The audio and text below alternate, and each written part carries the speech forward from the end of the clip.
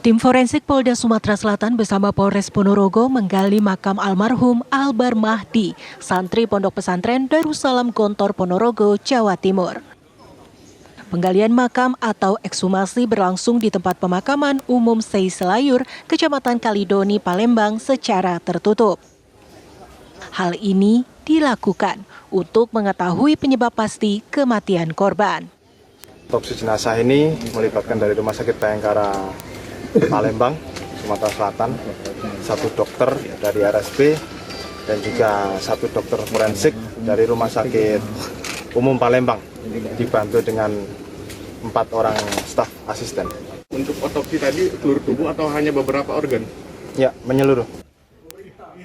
Sementara itu kedua pelaku masih menjalani proses pemeriksaan di Mapolres Ponorogo. Pelaku saat ini masih proses pemeriksaan oleh Satreskrim Ponorogo. Ada berapa orang? Ada 2 orang.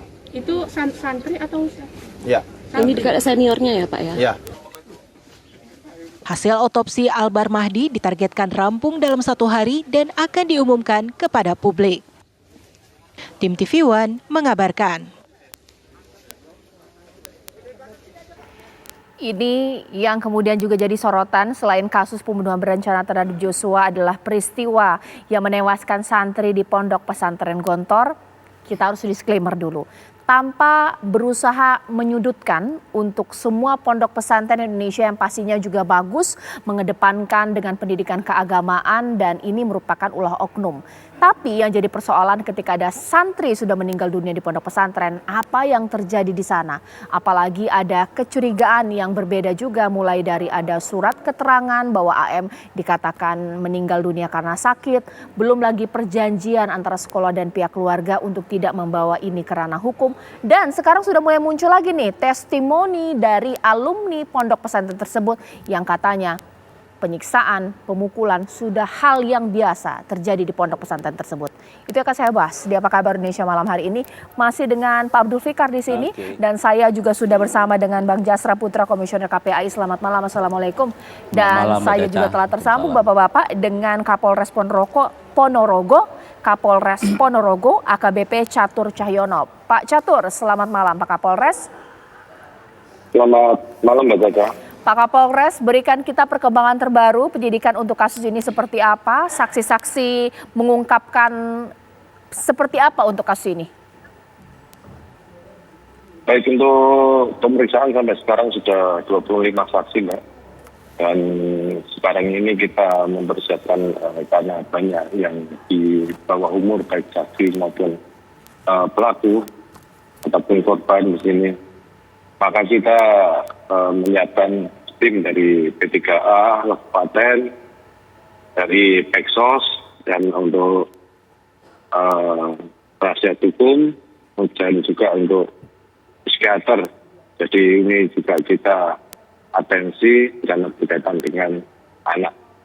Dan untuk hasil pemeriksaan dan olah TKP, dan kita menunggu tim yang dari Palembang dan tim yang lainnya untuk kembali, untuk konsolidasi dan segera mungkin kita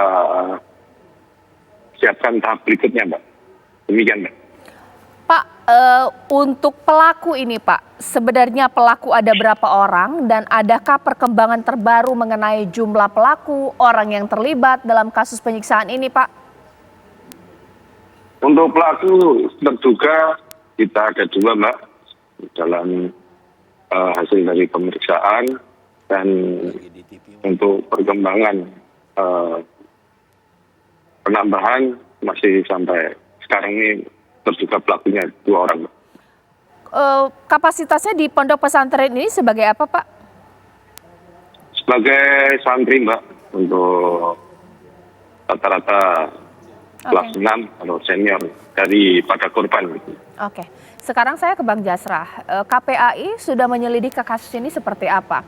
Apakah ini lagi-lagi ulah oknum ataukah jangan-jangan ada sistem yang salah, pembiaran yang salah dari senioritas, Bang Jasra?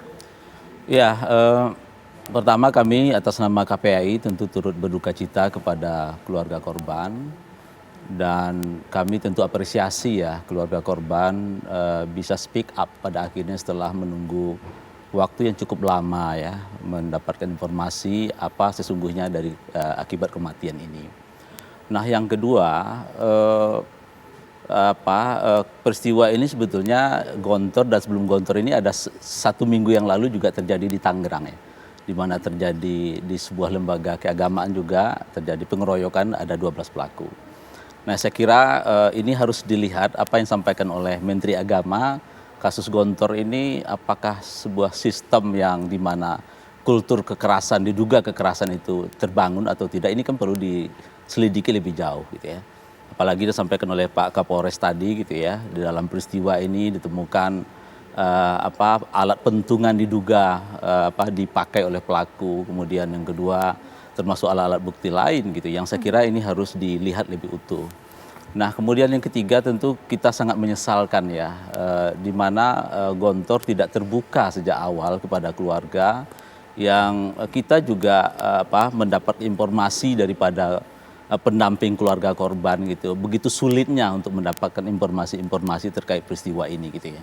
Yang saya kira ini kita menghadapi tantangan yang tidak mudah di mana situasi kekerasan yang di ranah privat di kelembagaan itu pada akhirnya sulit dibongkar kalau memang situasi-situasi ini tidak dibuka secara transparan gitu ya. Saya kira makanya KPAI dalam waktu dekat akan melakukan pengawasan ke Kabupaten Ponorogo gitu ya untuk melihat lebih jauh baik dari aspek penegakan hukum, kemudian anak pelaku gitu, karena anak pelaku ini kita sangat sayang juga ya ketika ada peristiwa itu terjadi maka Gontor mengeluarkan gitu. Padahal mengeluarkan anak itu bertentangan dengan undang-undang pelindungan anak gitu ya. Seperti melepas keterkaitan ya Pak ya, bahwa sudah bukan bagian dari Gontor, ini oknum pelaku begitu? Ya, jadi ketika anak diserahkan ada perjanjian, tapi ketika ada anak bermasalah maka dibuang begitu saja dalam tanda petik. Ya saya kira ini tidak sesuai dengan undang-undang pelindungan anak, termasuk juga di undang-undang sistem peradilan pidana anak gitu ya, yang di mana di sana sebetulnya proses pendidikan ini kan proses mengedukasi anak-anak juga gitu ya. Pak Abdul Fikar, bolehlah kita diberikan pencerahan di sini. Ini karena agak sedikit kompleks ya, ketika peristiwa pidana berada di lingkungan sekolah, korbannya anak, pelakunya anak. Kalau orang mungkin melihat ya sudah oknum yang bersalah, sekolah tidak ada keterlibatan, ya sudah diusut tuntas saja pelaku. Tapi mengingat ini, apakah benar pihak sekolah nggak ada keterkaitan? Apalagi ini ada surat keterangan kematian yang dipalsukan, katanya meninggal dunia karena sakit, ternyata tidak. Bahkan perjanjian untuk tidak dibawa ke ranah hukum. Bisa tidak sekolah juga terlibat dalam unsur pidana ini? Oke, ini kan pertanyaannya sama dengan begini, apakah ini insidental atau struktural gitu? Sebenarnya kan itu terjadi karena strukturnya di dalam gitu ya, sehingga kemudian perbuatan kriminal itu menjadi melembaga atau ada di sana, itu yang agak ngeri sebenarnya kalau itu yang terjadi gitu ya. Tetapi saya berharap ini cuma kejadian yang insidental gitu, saya berharap seperti itu di dunia pendidikan manapun seharusnya seperti itu ya. Nah tapi ini tidak boleh dibiarkan, kalau menurut saya harus ada pengusutan yang intensif gitu. Artinya siapa yang terlibat, pihak-pihak mana saja, menurut saya kepolisian harus tuntas gitu. Ya. Dan ini bagian dari memberikan pelajaran gitu. Penegakan hukum itu merupakan bagian memberikan pelajaran pada orang-orang yang memang kecenderungannya main kekerasan gitu. Nah itu yang saya kira yang harus diperhatikan itu gitu. Ya, mungkin saya harap dari KPAI ini juga berani, karena pertanyaan saya ini mungkin agak sedikit berat dijawab, tapi saya harap dijawab ya Bang Jasra. Berani tidak KPAI memutuskan apakah ini peristiwa insidental atau struktural? Mengingat ada surat kematian yang katanya meninggal dunia karena sakit, tapi ternyata tidak, bahkan perjanjian tidak dibawa ke ranah hukum. Ini dari sekolah. Iya. Tentu kita serahkan kepada kepolisian ya. Kan ada dugaan pemalsuan keterangan. Kemudian antara peristiwa dengan Ananda ini diantar ke Palembang itu kan ada jeda waktu ya. Dan ini tentu ada peristiwa yang terjadi. Ada keputusan-keputusan yang saya kira kita terus dalami gitu ya. Apakah dugaan kekerasan ini sistematis atau tidak gitu ya. Tentu ini harus dibongkar, harus dibuka gitu ya. Karena karena ada ribuan anak yang punya harapan di sana untuk proses pendidikan ke depan gitu ya. Jadi dengan kasus ini harus ada pembelajaran yang berarti, yang bermakna dan berdampak positif kepada anak yang berada dalam proses pendidikan di sana. Jadi saya kira ini tantangannya tidak mudah gitu ya. Di mana anak-anak yang dititipkan di lembaga keagamaan seharusnya dididik secara baik, dan ketika anak berpindah dari keluarga ke lembaga ini otomatis peran-peran keluarga harus digantikan gitu ya. Peran-peran pengasuhan harus jalan gitu ya.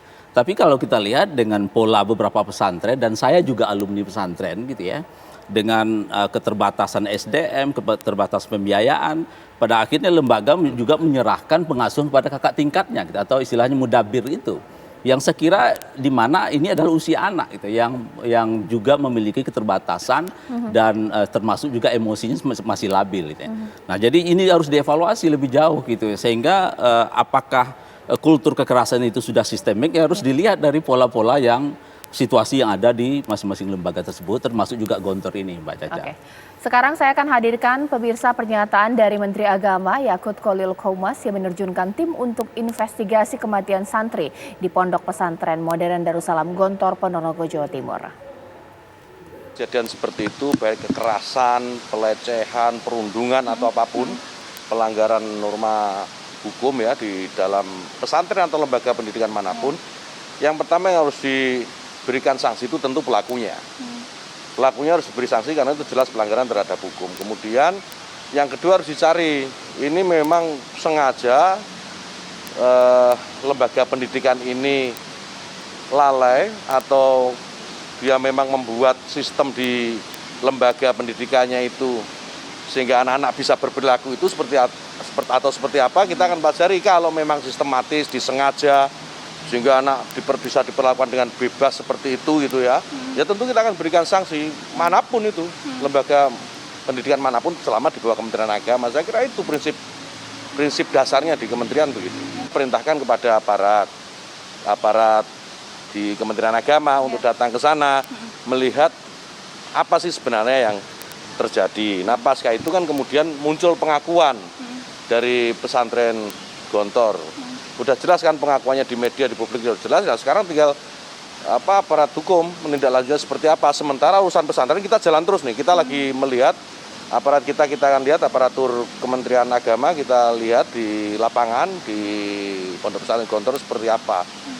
Tentu bukan hanya di Gontor 1 itu ya, tapi kan Gontor punya berbagai cabang. Ini untuk melihat apakah ini sistematis atau memang ini personal gitu. Kalau personal nggak boleh lembaganya jadi korban, saya kira itu. Oke, sekarang saya kembali ke Pak Kapolres ya. Pak Kapolres, sudah ada titik terang Pak, siapa sih yang membuat surat kematian AM yang dikatakan meninggal karena sakit, padahal ia disiksa, dan juga surat perjanjian untuk tidak dibawa ke ranah hukum ini Pak? Baik, nah, untuk mengenai surat-surat yang ada dari awal kejadian ini, baik surat kematian maupun surat yang lain sudah kami sita. Dan untuk perkara yang lain akan kami dalami. Untuk Polres kita masih fokus pada kasus penganiayaan ini. Untuk permasalahan yang lain akan kita segera tuntaskan, Mbak. Oke. Dari kami pun pengen segera perkara ini menjadi terang dan jelas gitu, Mbak. Oke. Ditahan dulu Pak Kapolres, sesaat lagi saya tanya kepada Pak Abdul Fikar. Kita dengar tadi sama-sama pernyataan dari Menteri Agama, oknum sudah pasti dihukum, tapi juga dilihat kelalaian dari unsur sekolah ada tidak. Bisa kena pasal apa ya Pak ya? Sesaat lagi di Apa Kabar Indonesia Malam.